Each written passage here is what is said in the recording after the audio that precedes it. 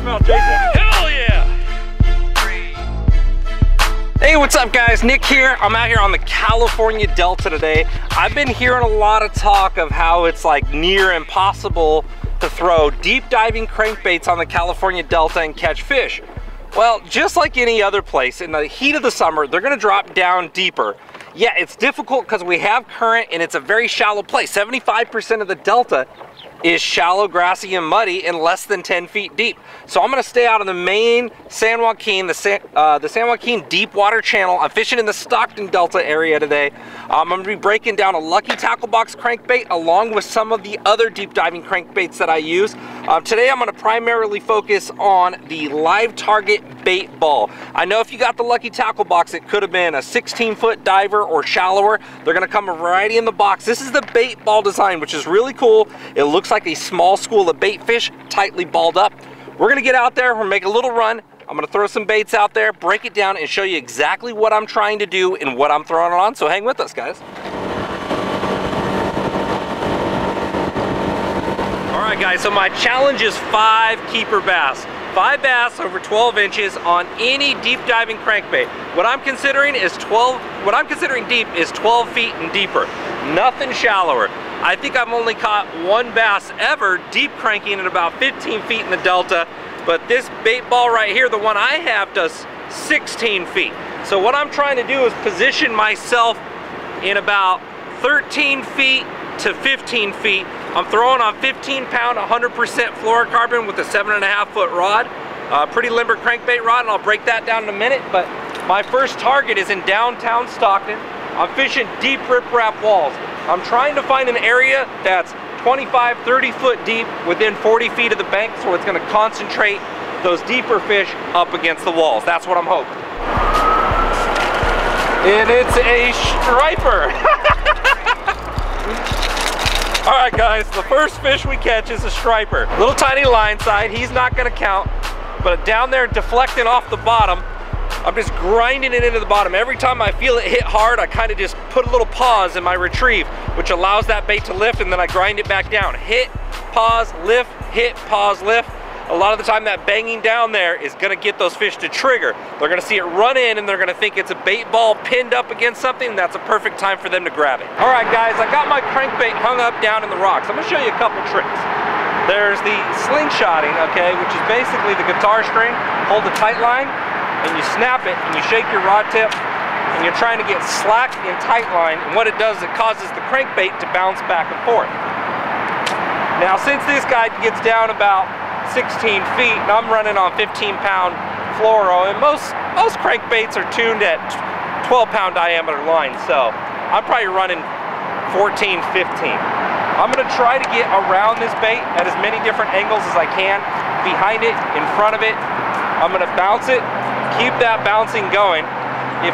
If I go all the way around it and that crankbait doesn't work itself loose, there's a couple other solutions that I'm gonna show you. Since it's so deep, I probably can't reel down to it, but I'm gonna show you this anyways. I'm gonna go all the way around, bouncing it, and it came loose. But I'll show you the other tricks in a minute. I guarantee I'm gonna get snagged again. Anytime you come out of a snag, you always want to take your crankbait and you want to put that knot in between your fingertips and slide up to feel, do you have any deep abrasions? Then look closely and you'll actually see little hairs where you can get line fray off of your line. If you see anything that looks like a little hair sticking off your line, cut up about 3 or 4 inches and retie on at that point. You do not want to hook a big one with a fray in your line. I just stuck my first largie. He is not gonna go 12 inches, but he wanted that big deep diver. He wanted him a little school of shad is what he wanted. But this guy ain't gonna count towards my 5.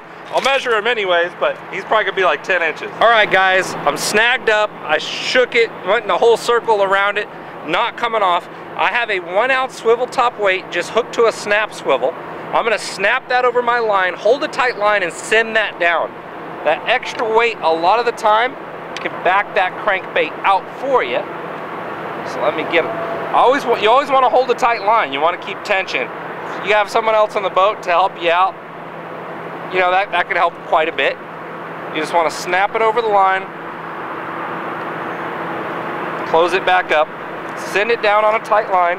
Try to get as vertical as you can on it, because if it's sliding through and there's branches snagged to it, a lot of the time it won't make it down to your bait. So now I have it tight line. I'm gonna go slack line, tight line, slack line, tight line, slack line, tight line. Just like that, boom, got it out. What happens is it adds so much weight knocking your lure backwards. A lot of the time that's gonna save you a ton of baits, and I'll try to show you a rod trick too. Even though this is a deep diver, the rod trick is usually 8 foot and less, but I'll show you how to do that if I get snagged up shallow. Our first keeper. Yeah! Keeper number 1. He likes that bait ball. It's a pretty little bait right there. One thing I noticed with this lip, even though it looks wide, there's something about the profile of the body. The crankbait still runs pretty tight. I expected it to run a lot wider, which had me concerned with the shad pattern on there, because shad schools run super tight. You don't see much movement to their body at all. But the bait really does run really tight. We do have pretty good clarity for this part of the delta right now, so that's why I'm going with the shad pattern. As we move upriver, it's a little bit dirtier. The ships have been going by there, so I'm gonna switch to that chartreuse pattern at that point. So I've marked off a little tape area right here. That fish is 13.5 inches. Woohoo! Number 1 is in the books. That fish right there, he came out of about 13.5, 14 feet of water. And I was looking at faster contours going into the wall, faster tapering banks. But you know, it's weird. I've had a bite going on out here on shallow flats, which are slow tapers. And this is August on the California Delta. And usually you want to look around that main river stuff with deeper water access and a little better current. These fish kind of just like to be able to move up and down with ease in those hotter summer months. But they've been keying in on bluegills, and now we're just starting to get active shad balls roaming around and Delta smelt roaming around. So this might be the deal. We'll see as the bite comes on. The prime tide's about 45 minutes away, so hopefully they're gonna chew. So when am I going to throw this? I'm gonna throw it in the pre-spawn when fish are deep in front of the flats, near those ledges or rock piles just outside of flats. During the post-spawn, once those bass are done spawning, they're gonna move back out to those rock piles. I'm gonna use it then. In the summertime, out on main lake points is also a great time to use it. And you know, all the way into that later fall, you can catch fish on a deep diving crankbait like that. And this is a Sharpie paint job to get it in that crawdad pattern. I just wanted to try this in between just to see what happens. I don't think this guy's going 12 inches. I think he's like 11. Yeah, 10 inches, 10.5. Might be a keeper. He made it in. He made it in. I think he might go 12 inches. We'll see. Let's see. He's got to be close. I think he's just shy. No, he's 12 inches on the money. He's 12 inches exactly. Yes! Number 2. All right, guys, a few ships went by. It blew out our spot, so we ran upriver. It's a lot more murky here. I can only see maybe 7-8 inches deep in the water, so I switched to that chartreuse and orange pattern. That's gonna stand out a little bit better. Hopefully trigger maybe a couple more keeper fish and see if we can get to that limit mark. I'm really liking this bait right in that, on 15-pound fluorocarbon, I'm really like fishing it in that 13 to 15 foot of water, though it dives at 16. If I was running it on 12, I would probably be fishing it from 14 to 17 range. Deep crank the Delta, they said. It'll be fun, they said.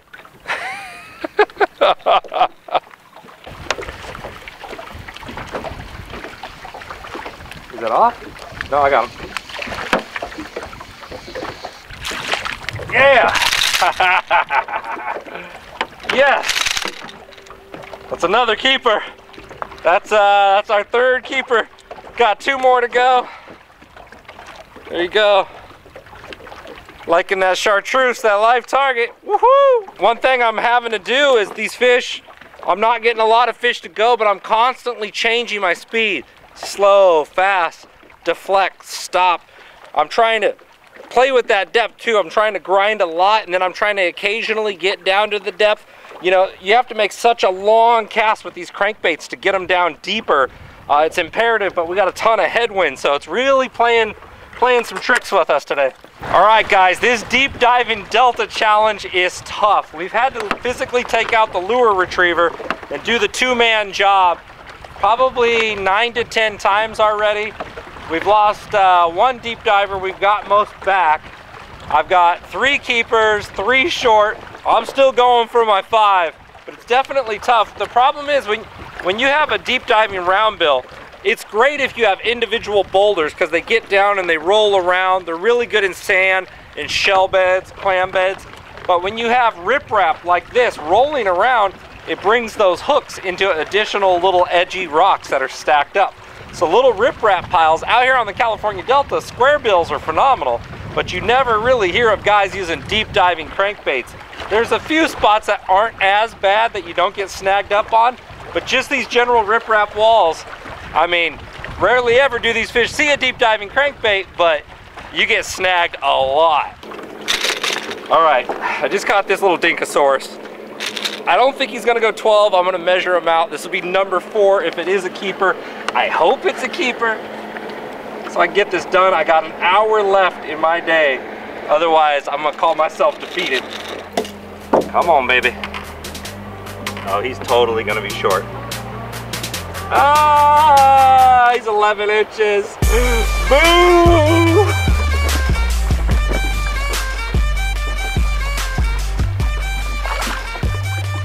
Yeah! Yes! Finally stuck a good one. There we go, baby. And that live target bait ball. I mean, when I say good one, the fish is probably not even 3 pounds, but I've been struggling. Number 4 on that live target bait ball. Got us a nice little chunky one there. Thought I was hung up on the bottom again after like the 15th time. Oh, he's not a keeper, no! No! It's so difficult to fish a deep diver out on the California Delta, it's ridiculous, but we're making it happen. We've now had to use the lure retriever probably 14, 15 times now, along with me shaking snags loose. I bet you we have 40 to 50 snags on the day. That's the difficulty. Yeah, he's on it. Oh, I think it's a 12-incher. I think that is. I think we got number 5. Yes. I bet you he goes 13. We got to measure him. He's a keeper. Okay, we're going to grease the skillet. Woo! All right, here we go. Come up here. Make sure. This has got to be official. Unless he's short, then that's going to be really disappointing. Here we go. Edge of tape to edge of tape. We have a 13-incher. And that little fella right there, challenge complete. 5 keepers on a deep diver going 12 feet or more on the California Delta, baby. That was brutal. We hung that bait up literally 50 plus times, had to use the lure retriever probably 15, 20 plus times.